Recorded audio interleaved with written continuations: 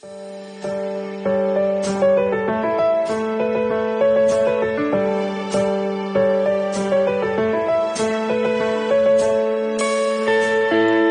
Friends, मैं RJ आपकी gardener दोस्त। Welcome to my YouTube channel small garden with RJ. तो फ्रेंड्स, आप देख रहे हैं ये रेड लीफ वाला प्लांट जो आपको नज़र आ रहा है, इसका साइंटिफिक नेम है फोथेनिया प्लांट। परमानेंट प्लांट है दोस्तों।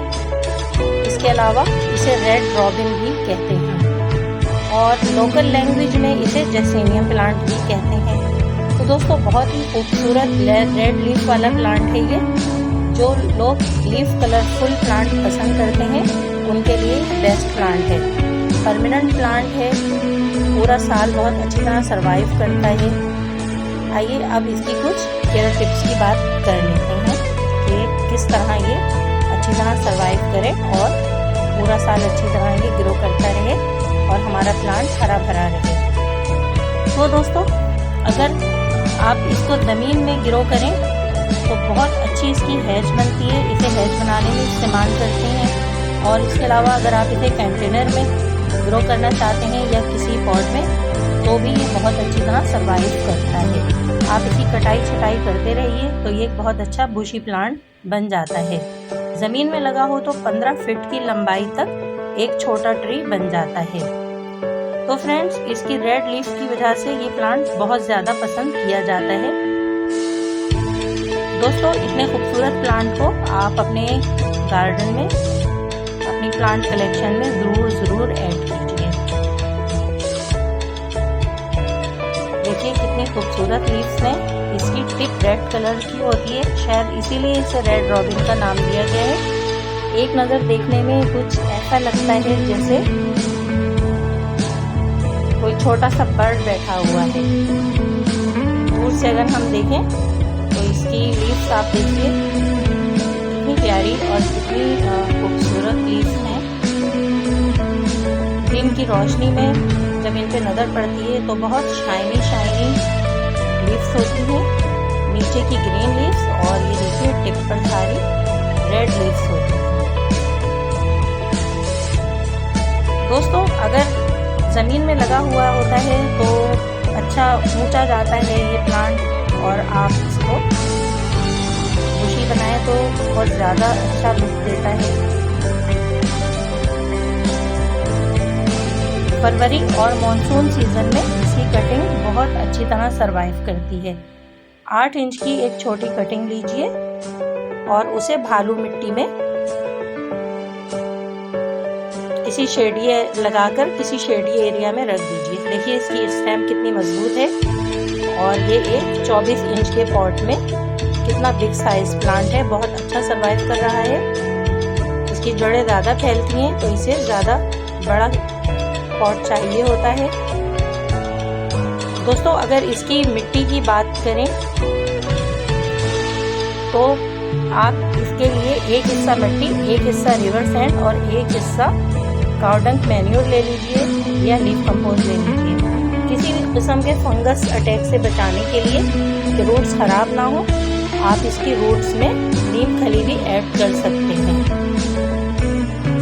आप नीम खली इसकी मिट्टी में भी ऐड कर सकते हैं और सरफेस एरिया पर भी टाइम टू टाइम डाल सकते हैं। उससे आपकी रूट्स महफूज रहेंगी और आपका प्लांट सेहतमंद रहेगा और कोई बीमारी इस पर नहीं आती है।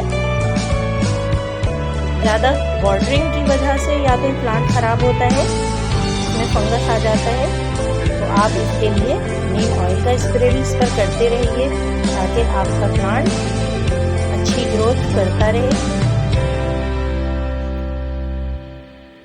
तो फ्रेंड्स, काफ़ी एक्सपेंसिव प्लांट होता है ये,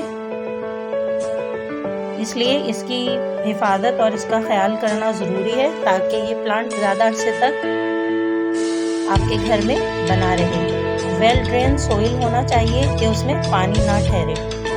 दोस्तों, विंटर में आप इसमें पानी जब ही दीजिए जब इसके सरफेस एरिया को आप ड्राई देखें। समर में आप रोज़ाना इस पर फुल शावरिंग कीजिए, लेकिन मॉर्निंग में शावरिंग कीजिए। तेज़ धूप निकलने के बाद अगर आपने इस पर शावरिंग की तो इसकी ये लीव्स खूबसूरत नहीं रहेंगी और इन पर स्पॉट्स पड़ जाएंगे, जगह जगह लीफ बर्न हो जाएंगी। तो आप जब भी इसमें वाटरिंग करें मॉर्निंग में कीजिए। ये देखिए हमने एक छोटी कटिंग भी लगाई थी। विंटर से पहले ये कटिंग लगाई थी। मॉनसून खत्म होने के बाद कटिंग अच्छे से सरवाइव कर गई।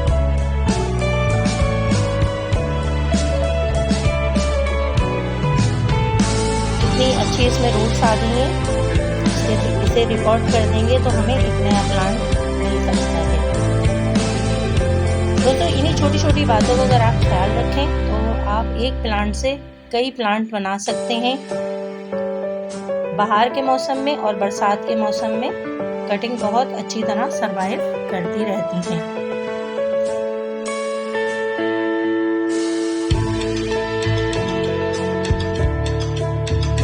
दोस्तों ज़्यादा से ज़्यादा ग्रोथ लेने के लिए आप इसकी प्रूनिंग करते रहा करें ताकि न्यू लीव्स आती रहें।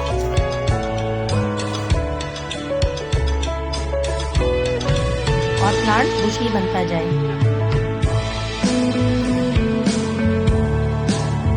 दोस्तों रेड रॉबिन प्लांट